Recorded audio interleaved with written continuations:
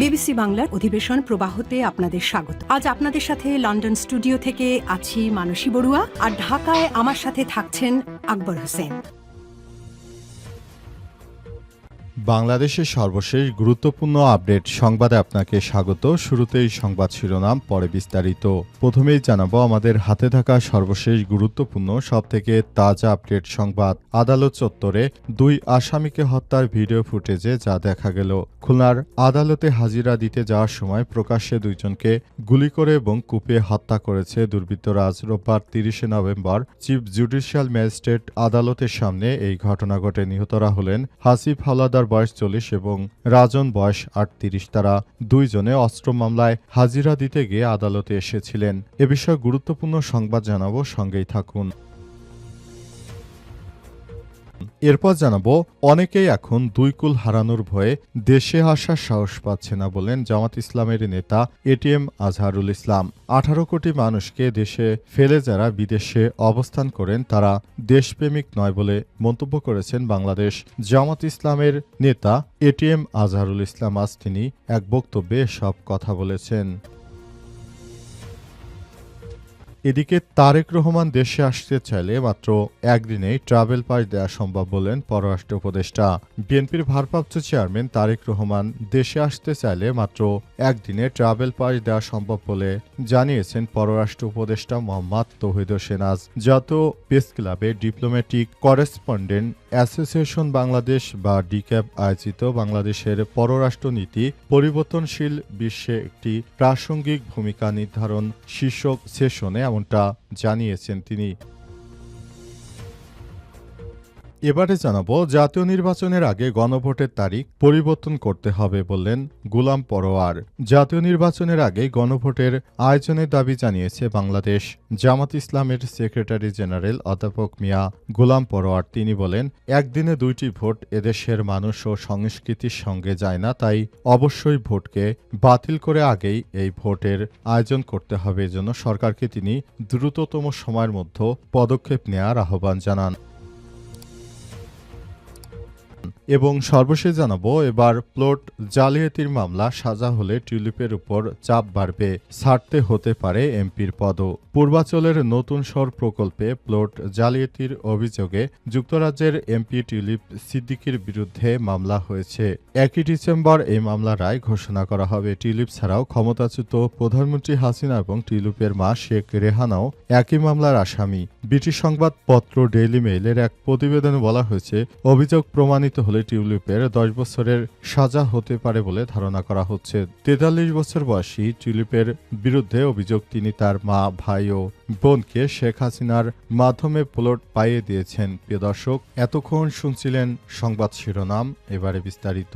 তবে তার আগে বন্ধুরা, অনুরোধ থাকবে এই সংবাদটিতে একটি লাইক দিন। এই চ্যানেলে আপনি নতুন হয়ে থাকলে আমাদের সংবাদটি দেখতে দেখতে চ্যানেলটি সাবস্ক্রাইব করে রাখুন। কমেন্ট করে বন্ধুরা আপনার মূল্যবান মতামত জানিয়ে দিন আপনি বিশ্বের কোন দেশ থেকে বা বাংলাদেশের কোন স্থান থেকে আমাদের সংবাদটি দেখছেন এবং শুনছেন। আর বন্ধুরা, সংবাদটি আপনার সোশ্যাল মিডিয়া ফেসবুকে শেয়ার করে বন্ধুদেরও দেখার সুযোগ করে দিন। আর গাজা যুদ্ধে আপনি যদি নিরীহ ফিলিস্তিনিদের ভালোবেসে থাকেন, কমেন্টে ইয়েস লিখে বিশ্ববাসীকে জানিয়ে দিন। এবারে বিস্তারিত। আদালত চত্বরে দুই আসামিকে হত্যার ভিডিও ফুটেজে যা দেখা গেল। খুলনার আদালতে হাজিরা দিতে যাওয়ার সময় প্রকাশ্যে দুইজনকে গুলি করে এবং কুপিয়ে হত্যা করেছে দুর্বৃত্তরা। আজ দুপুর 12:30টায় চিফ জুডিশিয়াল ম্যাজিস্ট্রেট আদালতের সামনে এই ঘটনা ঘটে। নিহতরা হলেন হাসিফ হাওলাদার 40 এবং রাজন 38। তারা দুইজনেই অস্ত্র মামলায় হাজিরা দিতে আদালতে এসেছিলেন। ভয়াবহ এই হত্যাকাণ্ডের সময় আদালত ভবনের বারান্দায় শত শত মানুষ দাঁড়িয়েছিলেন। তাদের একজন মোবাইলে হত্যাকাণ্ডের ভিডিও ধারণ করেছেন গণমাধ্যমে। কর্মীদের হাতে আসা ওই ভিডিও ফুটেজে দেখা যায় আদালত চত্বরে সীমানা প্রাচীরের গা ঘেঁষে এক যুবক পড়ে আছেন। আরেকজন যুবক রামদা দিয়ে তাকে এলোপাতাড়ি কুপিয়ে যাচ্ছেন। এ সময় পিস্তল হাতে আরও একজন যুবক সেখানে উপস্থিত হয়। দুইজনের মৃত্যু নিশ্চিত হওয়ার পর পূর্ব পাশের সড়ক দিয়ে দল বেঁধে চলে যাচ্ছে হত্যাকারীরা। প্রত্যক্ষদর্শীরা জানিয়েছে, মহানগর ও দায়রা জজ আদালতে একটি অস্ত্র অস্ত্র মামলায় হাজিরা দিতে এসে রূপসার বাগমারা এলাকার রাজন ও হাসিব হাজিরা শেষে বের হয়ে যাওয়ার সময় কয়েকজন তাদের উপর গুলি চালায় এবং চাপাতি দিয়ে কুপিয়ে জখম করে পালিয়ে যায়। সময় তাদের উদ্ধার করে খুলনা মেডিকেল কলেজ হাসপাতালে পাঠানো হয়েছে। হাসপাতালে পৌঁছানোর পর কর্তব্যরত চিকিৎসক তাদের মৃত ঘোষণা করেছে। এই ঘটনায় খুলনার আদালত প্রাঙ্গণে থমথমে অবস্থা বিরাজ করছে। এমন একটি জায়গায় এই ধরনের হত্যাকাণ্ড অতীতে কখনো ঘটছে কিনা সেটি দেখার বিষয়। অনেকেই দুই কুল হারানোর ভয়ে দেশে আসার সাহস পাচ্ছে না বললেন জামাত ইসলাম নেতা এটিএম আজহারুল ইসলাম।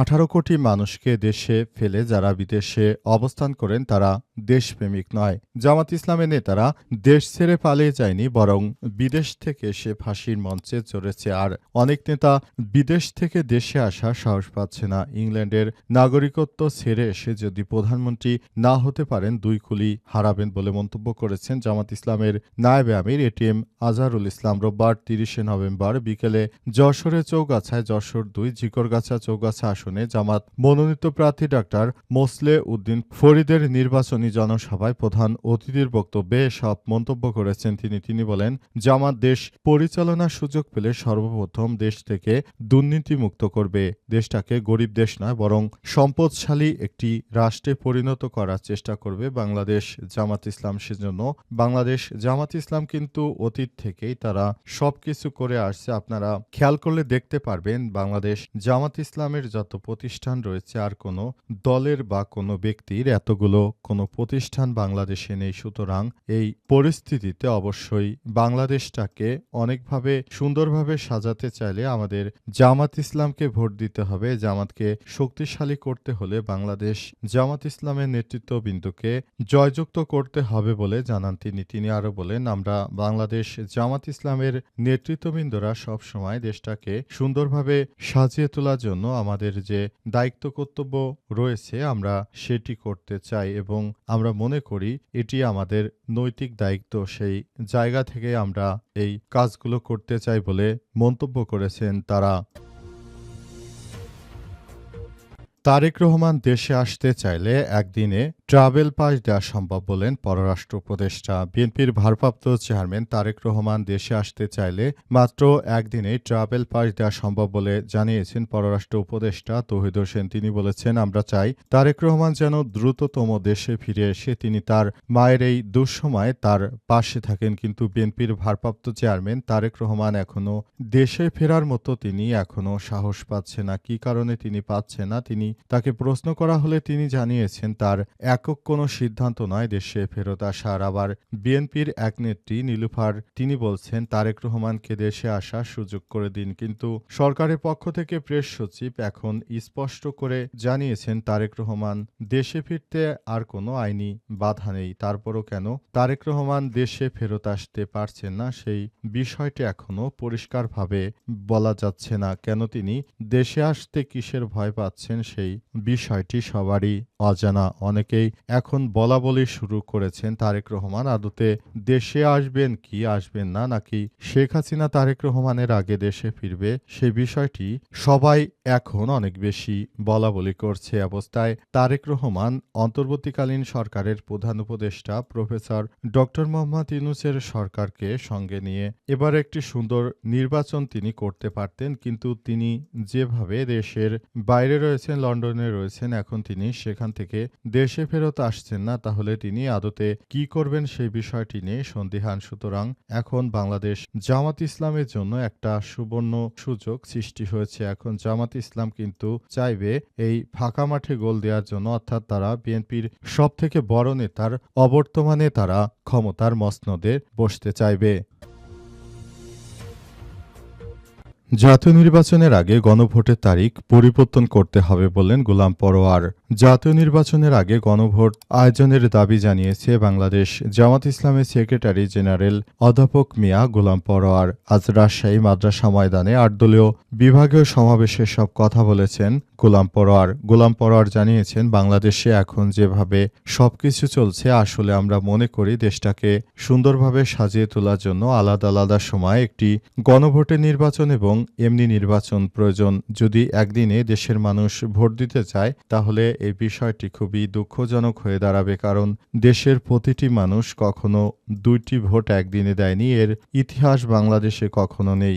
এর আগে যখন জিয়াউর রহমান এদেশে গণভোট করেছিলেন তখন তিনি করেছিলেন, অর্থাৎ জিয়াউর রহমান এই গণভোট করেছিলেন তখন কিন্তু কোনো নির্বাচন ছিল না। সুতরাং এখন যারা এই ধরনের কথাবার্তা বলছেন তাদেরকে বলবো, আপনারা দেশটাকে সুন্দরভাবে সাজিয়ে গুছিয়ে তোলার জন্য কাজ করুন। দেশের প্রতিটি মানুষকে যেন সরকারের পক্ষ থেকে সহযোগিতা করা হয় সেই ব্যাপারে তারা কথা বলছে।